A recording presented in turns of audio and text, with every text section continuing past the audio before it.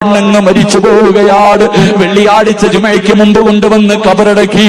എന്റെ പ്രിയമുള്ള ചെറുപ്പക്കാരാ, ഇന്ന് വേണമെങ്കിലും നാളെ വേണമെങ്കിലും നീ ചങ്ങനാശ്ശേരിയിൽ പോകുന്നുമോരെ. അല്ലാഹുവേ, ഒരു ചെറുപ്പക്കാർ അല്ലാഹുവേ തന്റെ ഭാര്യയുടെ കബറിന്റെ ചാരത്ത് നിന്നിട്ട് ദുആ ചെയ്യാത്ത ദിവസമില്ല.